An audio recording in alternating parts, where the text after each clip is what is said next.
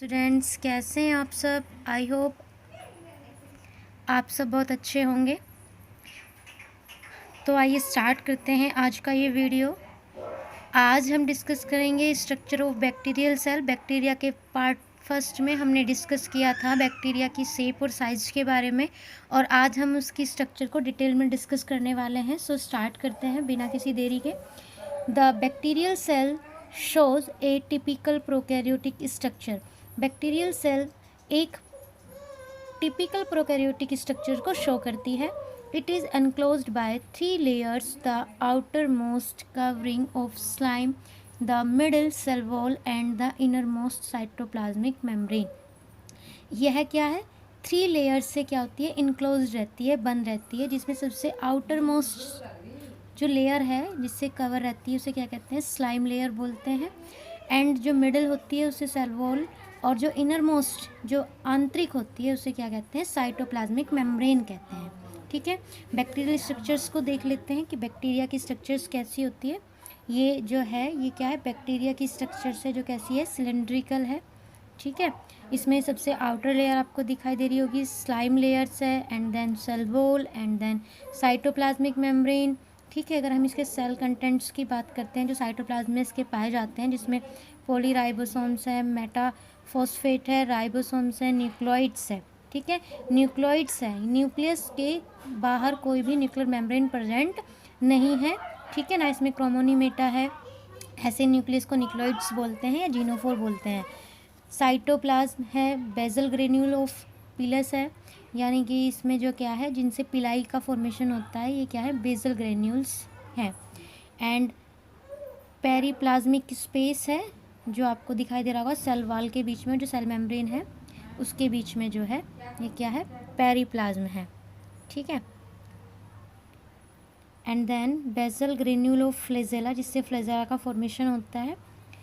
And capsule wall है। Capsule wall और slime layers क्या है ये हम डिस्कस करेंगे जब हम इसकी स्ट्रक्चर्स के बारे में स्लाइम लेयर्स को पढ़ेंगे। एंड मीजोजोम है, जिसमें आपकी जो साइटोप्लाज्मिक मेम्ब्रेन है वो क्या हो जाती है? इनफोल्डिंग हो जाती है। ठीक है, उसे हम मीजोजोम बोलते हैं, इसके बारे में भी डिस्कस करेंगे। सो नेक्स्ट पढ़ते हैं। फर्स्ट स्लाइम लेयर, ये क्या है? सबसे आउटर मोस्ट लेयर जो होती है वो स्लाइम लेयर्स होती है। It is a gelatinous layers present on the outer surface of the cell wall.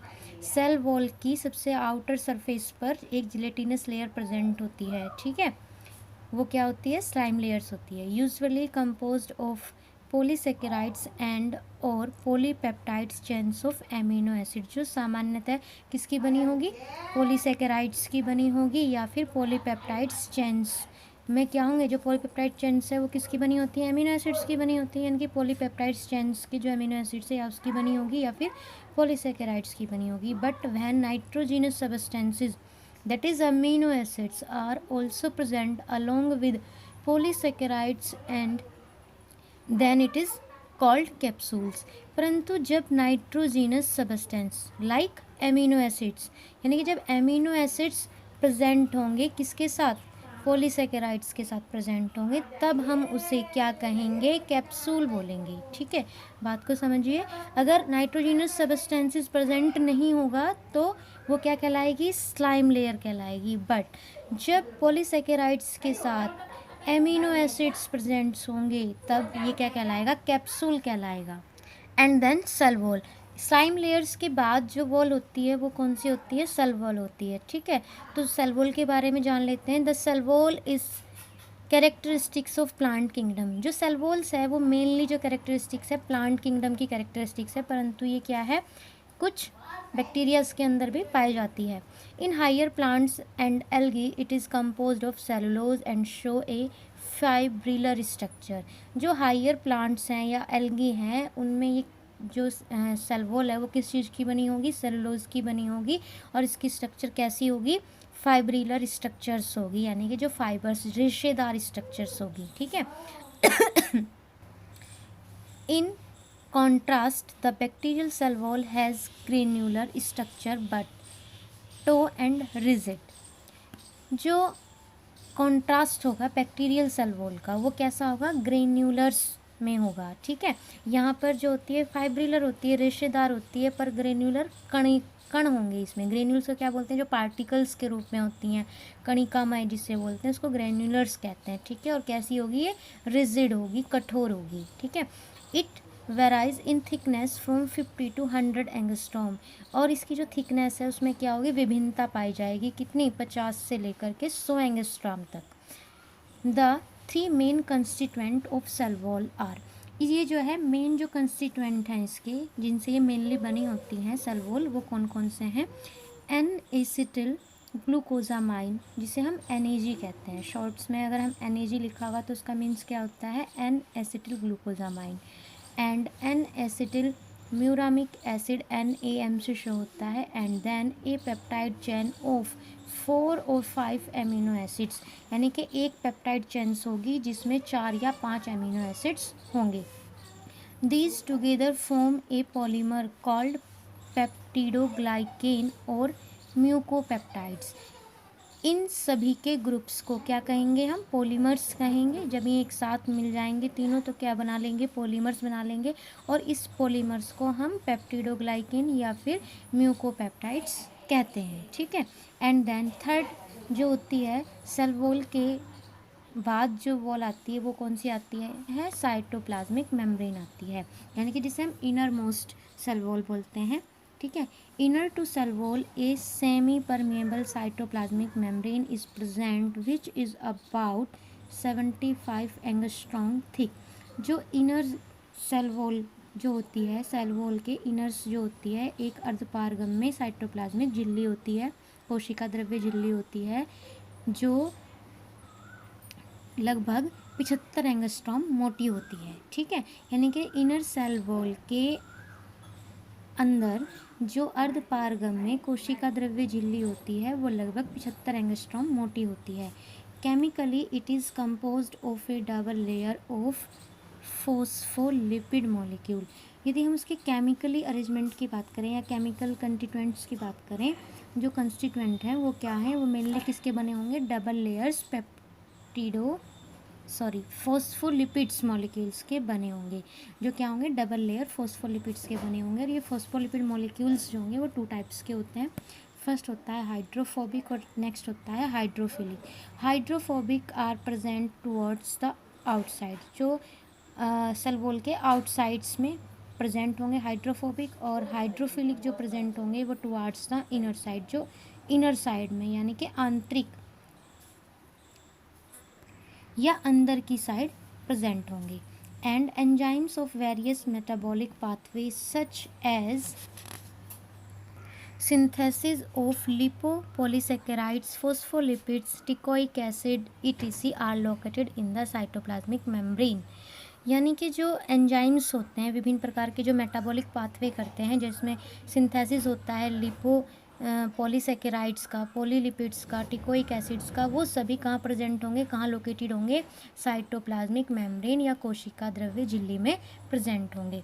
It also control the entry of organic and inorganic nutrients in the cell. यह हमेशा ही control करेगी ऑर्गेनिक या inorganic nutrients की entry को, यानी कि cell के अंदर जितने भी ऑर्गेनिक या इनऑर्गेनिक सब्सटेंस एंट्री होंगे तो वो उसे कौन कंट्रोल करेगा, उसे cell membrane, cytoplasmic membrane controls करेगी। एंड देन साइटोप्लाज्मिक इंक्लूजन, ठीक है। साइटोप्लाज्म में आपने देखा होगा बैक्टीरिया के साइटोप्लाज्म के अंदर साइटोप्लाज्मिक इंक्लूजन भी प्रेजेंट होता है, ठीक है। तो the bacterial cytoplasm is a complex mixture. जो बैक्टीरिया का साइटोप्लाज्म है वो क्या है, एक कॉम्प्लेक्स मिक्सचर से, किसका, कार्बोहाइड्रेट्स का, प्रोटीन्स का, लिपिड्स का, मिनरल्स का, न्यूक्लिक एसिड्स और वाटर्स का। यानी कि साइटोप्लाज्म जो है बैक्टीरिया का वो क्या है, एक जटिल मिश्रण है जिसमें proteins, lipids, minerals, nucleic acids, carbohydrates और जल प्रेजेंट होता है। Some photosynthetic and non photosynthetic bacteria also accumulate sulphur and iron in their cytoplasm. कुछ फोटोसिंथेटिक और नॉन फोटोसिंथेटिक बैक्टीरिया में क्या होता है, सल्फर पाया जाता है या फिर आयरन पाया जाता है इसके साइटोप्लाज्म में। Besides fluids portions and storage particles, the bacterial cytoplasm also contains A chromatic और न्यूक्लियर एरिया, यानी कि ये जो फ्लूइड पोर्शन है इसके अतिरिक्त या जो स्टोरेज पार्टिकल है इन सब के अतिरिक्त भी बैक्टीरियल साइटोप्लाज्म में क्या पाया जाता है, क्रोमेटिक या फिर न्यूक्लियर एरिया जिसे हम न्यूक्लियोइड्स भी कहते हैं वो प्रेजेंट होता है। तो न्यूक्लियर मटेरियल के बारे में जानते हैं कि न्यूक्लियर मटेरियल क्या प्रेजेंट होता है। The characteristics features of the bacterial nucleus in the absence of nuclear membrane, nucleolus, chromonemata and nuclear shape. Such a nucleus is called nucleoid or genophore. जो कैरेक्टरिस्टिक्स फीचर्स है bacterial nucleus की वो क्या है, इसमें absence होगा nuclear membrane, यानी कि इसमें कोई भी न्यूक्लियर मेम्ब्रेन प्रेजेंट नहीं होगी। न्यूक्लियस, न्यूक्लियोलस, क्रोमोनीमेटा एंड न्यूक्लियर सेप ये सब भी इसके अंदर क्या होंगे, अब्सेंट होंगे, और ऐसे न्यूक्लियस को न्यूक्लियोइड्स या जीनोफोर्स कहते हैं। इसीलिए बैक्टीरिया का जो न्यूक्लियस है वो क्या है, न्यूक्लियोइड्स या जीनोफोर है। The nucleoid appear to be fibrillar and composed of a double और सिंगल स्टैंडर्ड डीएनए। जो न्यूक्लियस है वो कैसा दिखाई देगा आपको, फाइब्रिलर दिखाई देगा, यानी कि रेशेदार दिखाई देगा, और ये किसका बना होगा, डबल या सिंगल स्टैंडर्ड डीएनए का बना होगा।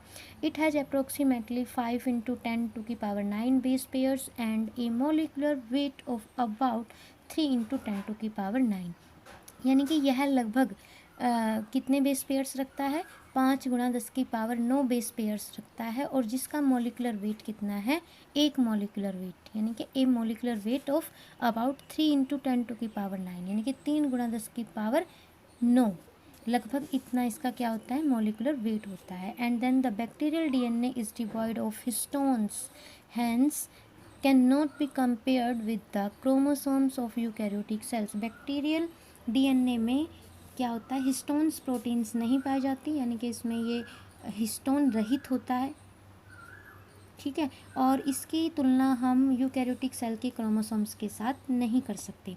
प्लाज्मिड, प्लाज्मिड की यदि हम बात करें, जो प्लाज्मिड है वो जो टर्म्स है वो किसने दी थी, लीडरबर्ग ने 1952 में, ठीक है। एंड किसके लिए दी थी, such extra chromosomal hereditary determinant bacterial cell also contains some extra chromosomes hereditary determinants which are either independent of bacterial chromosomes or are integrated with them। यानी कि जो लीडरबर्ग थे इन्होंने क्या किया, इन्होंने एक एक्स्ट्रा क्रोमोसोम्स जो क्या था, अनुवांशिक डिटर्मिनेंट था, ठीक है, उसको ये टर्म्स दी, क्या, प्लाज्मिड कहा उसको, यानी कि बैक्टीरियल सेल्स में भी जो एक्स्ट्रा क्रोमोसोम्स होगा और जो क्या होगा, अनुवांशिक डिटर्मिनेंट होगा, उसे क्या कहा, लीडरबर्ग ने प्लाज्मिड कहा, ठीक है। और bacterial cell also contain some extra chromosomal hereditary determinant which are either independent of bacterial chromosomes और are integrated with them. Bacterial cells में क्या पाया जाता है, एक एक्स्ट्रा क्रोमोसोम्स पाया जाता है, या एक्स्ट्रा क्रोमोसोम्स अनुवांशिक डिटर्मिनेंट होता है जो या तो बैक्टीरियल क्रोमोसोम्स के साथ क्या होगा, इंटीग्रेटेड होगा, या फिर उससे इंडिपेंडेंट यानी कि स्वतंत्र होगा, ठीक है। एंड देन राइबोसोम्स की बात करते हैं। Ribosomes are the site of protein synthesis in the bacterial cell as in the eukaryotic cell, यानी कि जो राइबोसोम्स है वो क्या है, बैक्टीरियल सेल के अंदर प्रोटीन सिंथेसिस, प्रोटीन संश्लेषण की एक साइट है, जैसे कि यूकैरियोटिक सेल्स के अंदर होता है, ठीक है। 25S type and consist of 2 सब यूनिट्स। बैक्टीरियल राइबोसोम्स में 75S टाइप्स राइबोसोम्स पाया जाता है और जो 2 सब यूनिट से मिलकर बना होता है। इन ए यंग बैक्टीरियम राइबोसोम्स में अकर्स इन ग्रुप्स 4 to 6 और मोर। एक यंग बैक्टीरिया के अंदर कितने राइबोसोम्स हो सकते हैं, ग्रुप में 4 से 6, ठीक है, 4 से 6 या इससे अधिक हो सकते हैं।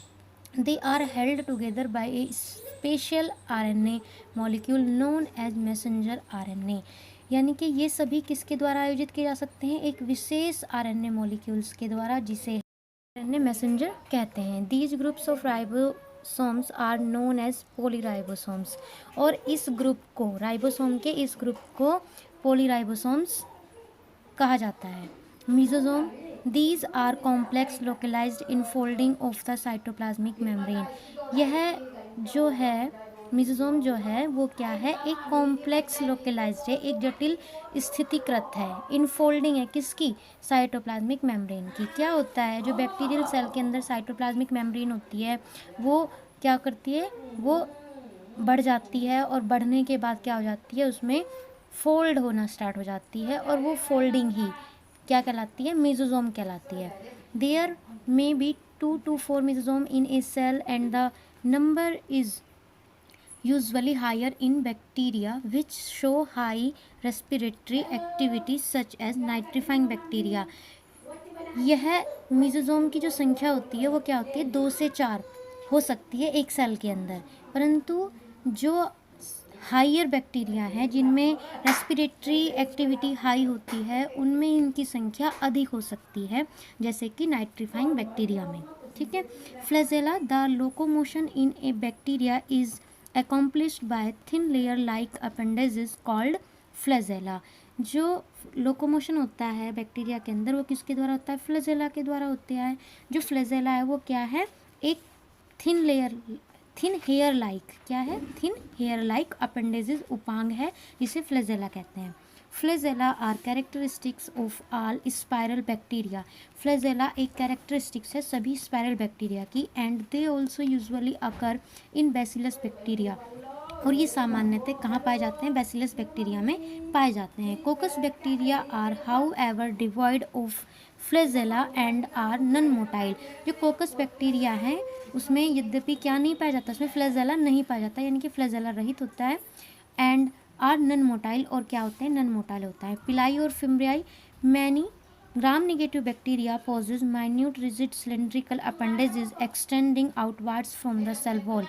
बहुत से जो ग्राम नेगेटिव बैक्टीरिया होते हैं उनमें क्या होता है, एक सूक्ष्म कठोर सिलेंड्रिकल उपांग होता है जो सेल वॉल्स के बाहर की साइड विस्तार करता है, और जिसे हम क्या कहते हैं, दीज आर कॉल्ड पिलाई और फिम्ब्रियाई, जिसे हम पिलाई या फिम्ब्रियाई कहते हैं। Pili are made up of special proteins called pilin. Pili जो होती है एक विशेष प्रकार की प्रोटीन होती है जिसे पिलीन कहते हैं। ओके स्टूडेंट्स, इस वीडियो में इतना ही।